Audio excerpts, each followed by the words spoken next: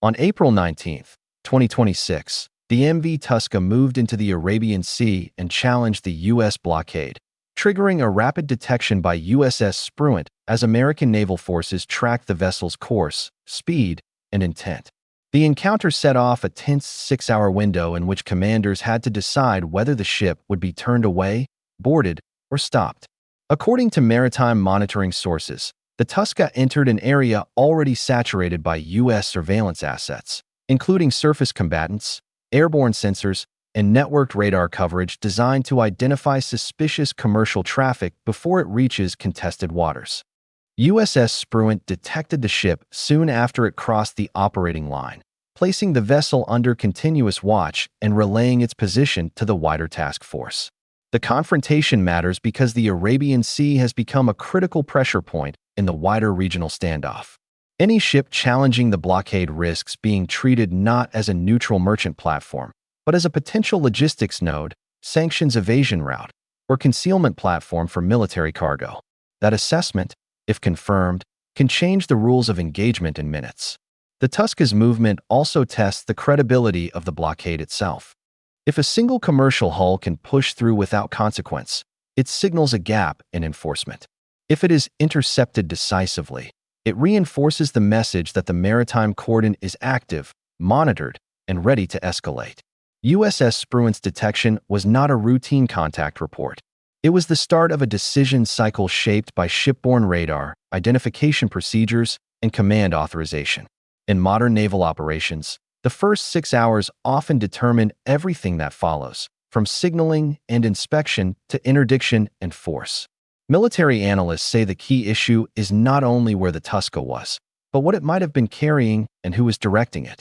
A vessel can look harmless on the surface while still serving a strategic purpose below deck. That is why blockade enforcement depends on intelligence, not just hull numbers and flag states. The standoff now places U.S. commanders under pressure to balance deterrence with escalation control. A weak response invites repetition.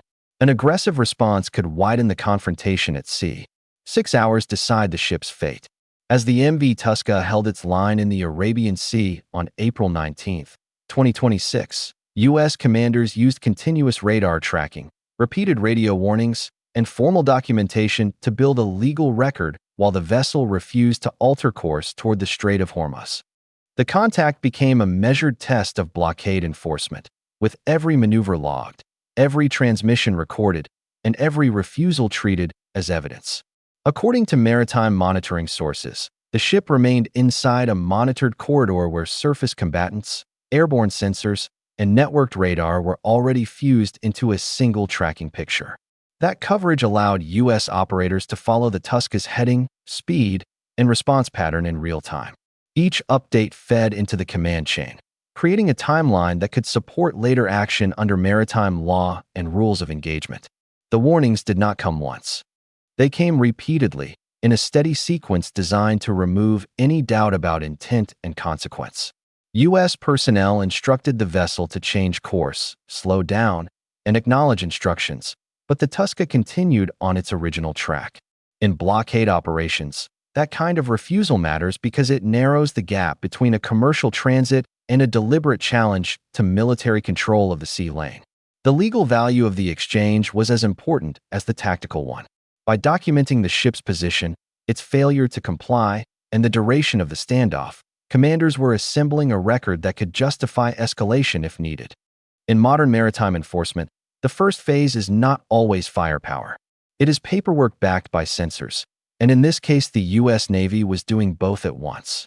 The Tuska's refusal to turn away also carried strategic weight far beyond the immediate contact.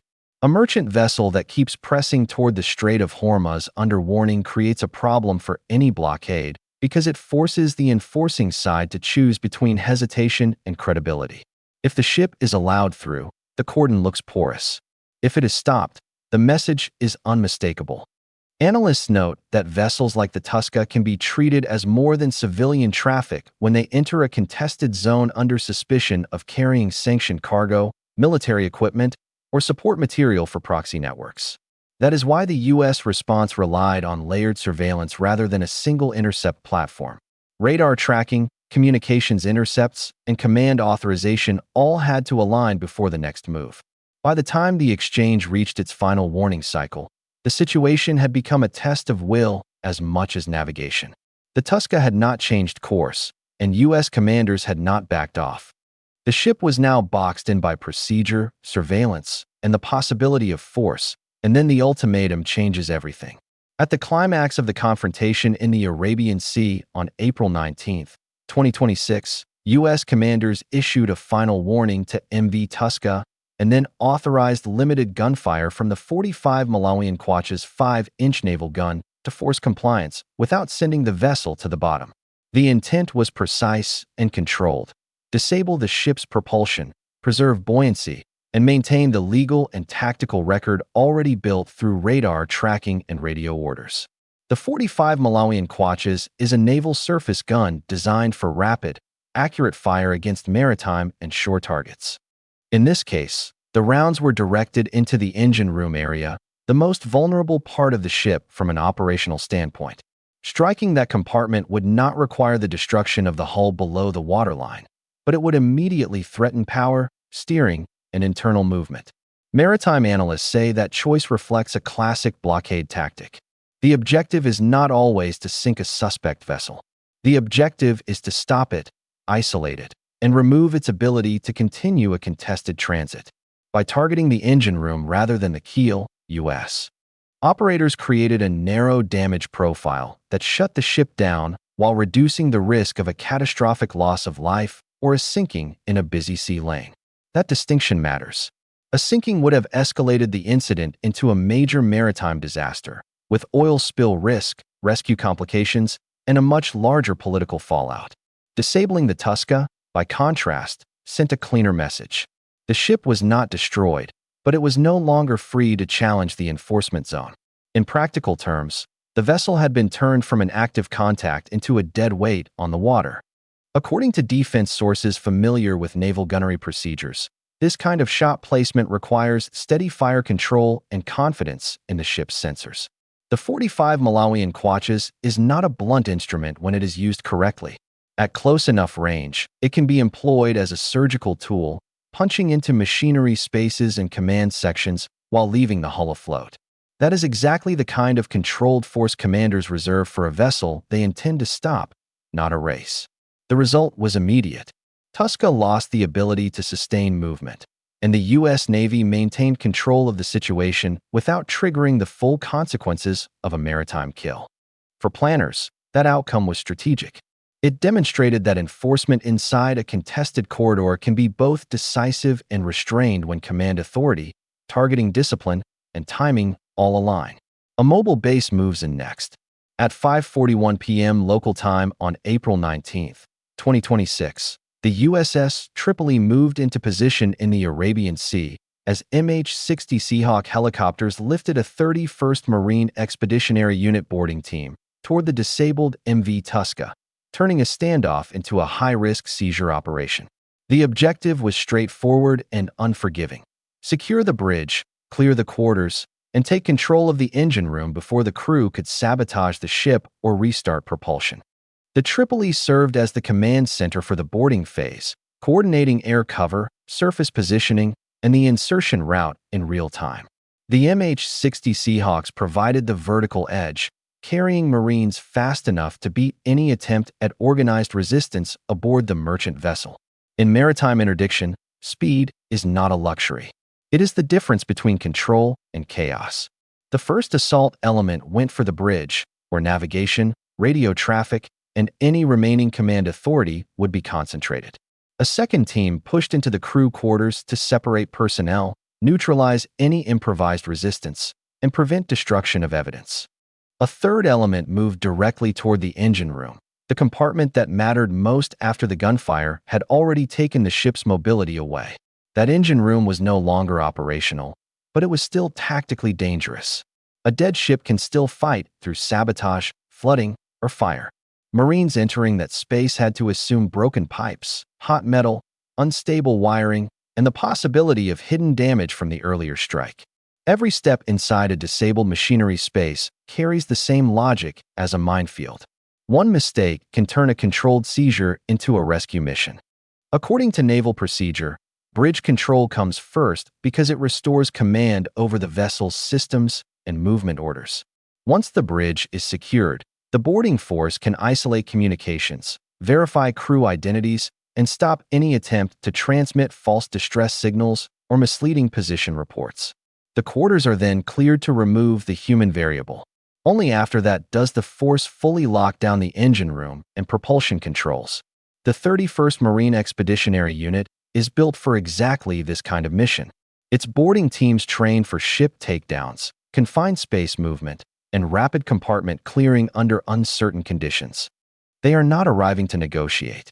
They are arriving to impose control. That distinction matters in a corridor where every minute of delay can invite escalation from nearby regional actors or spark a countermove from the vessel's backers. The USS Tripoli itself adds another layer to the operation. As an amphibious assault ship, it can launch helicopters, sustain command and control, and support extended maritime operations without relying on a nearby port. That gives U.S. commanders endurance. It also gives them options. If the seizure has to be held for hours or longer, the ship is already built to carry that burden. The tactical picture was now shifting from strike to custody. Once the bridge, quarters, and engine room were under U.S. control, the Tuska stopped being a moving challenge and became a secured asset in the middle of a political crisis. That does not end the operation. It changes its character. What follows is paperwork, intelligence collection, evidence preservation, and the question of who ordered the ship to push into the blockade in the first place. From Tehran's perspective, the seizure was immediate proof that Washington had crossed from warning to enforcement. Iranian officials called the boarding an act of piracy and said they would respond. That language is not just rhetoric. In a crisis zone, it is a signal that retaliation is being considered, and every ship, helicopter, and patrol aircraft in the area now has to assume the next move could come fast.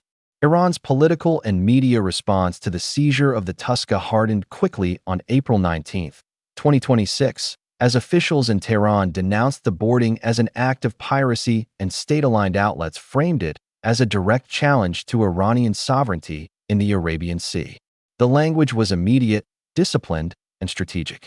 It signaled that Tehran wanted the incident treated not as a routine maritime enforcement action, but as a deliberate escalation by Washington. That reaction matters because Iran uses public messaging as part of its deterrence architecture. When officials and media outlets converge on the same accusation, they are not only shaping domestic opinion. They are also sending a warning to shipping companies, insurers, and regional militaries that any new enforcement step could trigger a wider response. In a crisis like this, rhetoric is not background noise. It is operational signaling. The broader blockade effect is already visible across the sea lanes feeding the Strait of Hormuz. Once a vessel is stopped, boarded, or disabled, every commercial captain in the region recalculates risk. Cargo delays rise, insurance premiums move higher, and routing decisions become more conservative. That pressure is the point of a blockade. It does not need to seize every ship. It only needs to make enough ship owners believe the next transit could become a liability. For Tehran, that creates a second layer of damage beyond the loss of one vessel. A successful enforcement action tells the market that the corridor is no longer freely contestable. It also forces Iran to decide whether to answer with direct retaliation, proxy harassment, or a measured propaganda campaign designed to avoid a wider naval clash. Each option carries a cost. Each option exposes a weakness. And each option is being watched closely by every navy operating in the Gulf. The seizure in the Bay of Bengal, reported separately in the same regional security cycle, adds another warning for Iranian planners. A tanker taken far from the Strait of Hormuz shows that maritime pressure is not confined to one narrow choke point.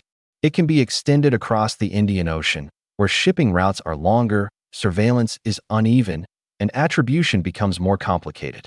That is a strategic problem for Tehran because it broadens the battle space without requiring a formal declaration of war. The message to Iran is straightforward. The United States and its partners are willing to enforce maritime restrictions beyond verbal warnings, and they are prepared to do it with layered naval assets, airborne surveillance, and boarding teams trained for immediate control of a vessel. For Iranian commanders, that means the old assumption of safe maneuvering under a political umbrella is gone. The corridor is being treated as a contested zone, and the cost of pushing through it has changed. History points to 1988.